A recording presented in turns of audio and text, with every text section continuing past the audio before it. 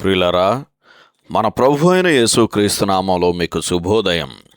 ప్రతిదినం ప్రభుతో అనుదిన ఆత్మీయ ఆహారం మే 1 శుక్రవారం.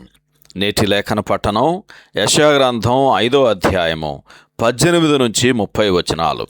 నేటి ధ్యాన లేఖనం యెషయా గ్రంథం 5వ అధ్యాయము 18 వచనం. భక్తిహీనతయను త్రాళ్లతో దోషమును లాగుకొను వారికి శ్రమ, బండి మోకుల చేత పాపమును లాగుకొను వారికి శ్రమ, వారు ఇట్లనుకొనుచున్నారు. వ్యాఖ్యానాంశం చాపబడిన యెహోవా బాహువు. వ్యాఖ్యానాంశం చాపబడిన యెహోవా బాహువు. వ్యాఖ్యానం: ప్రజల మనోభావాలు, వారు సాధించగోరు లక్ష్యాలు, సమాజంలో వారికున్న స్థాయిని బట్టి లేక వారి స్వభావమును బట్టి వేరువేరు రీతులలో ఉంటాయి. యెషయా గ్రంథం 5వ అధ్యాయము 8వ వచనంలో చెప్పబడినట్లు, కొంతమంది ఇంటికి ఇల్లు కలుపుకుంటూ పొలానికి పొలం చేర్చుకుంటూ అదే తమ పనిగా జీవిస్తూ ఉంటారు. వారు వాటిలో ఒక్క దానిలో కూడా నివాసం ఉండలేరు. అట్టి వారికి శ్రమ.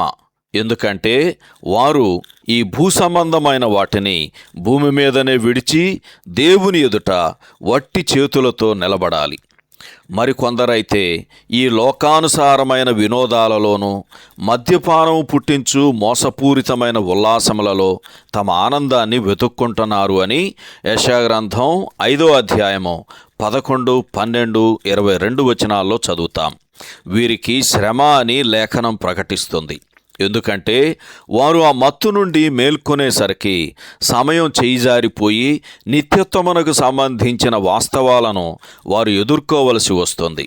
వీరు వ్యభిచారము చేయుచు తమ పాపమునందు అతిశయపడుచు దేవుని కోపమును రేపుచున్నారు అని యెషయా గ్రంథం 5వ అధ్యాయము 18, 19 వచనాల్లో చదువుతాం.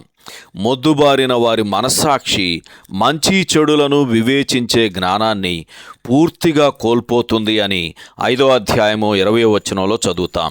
వీరు తమ స్వబుద్ధిని ఆధారం చేసుకొని తామే జ్ఞానులము అని తలంచుకొనుచున్నారు అని 21వ వచనంలో చదువుతాం. అయితే ఈ మాటలు సామెతల గ్రంథం 3వ అధ్యాయము 7వ వచనంలోని మాటలకు పూర్తి భిన్నంగా ఉన్నవి. పనికిమాలిన త్రాగుబోతులు మొదలుకొని గొప్ప తాత్వికవేత్తల వరకు అందరూ ఈ కోవలోకి వస్తారు. వారిలో ప్రతి ఒక్కరూ వ్యర్థమైన వాటి యందు తమ సంతోషాన్ని వెతుక్కొనుచున్నారు. ప్రసంగి గ్రంథం 8వ అధ్యాయము 13వ వచనం ఈ సందర్భంలో చదవండి.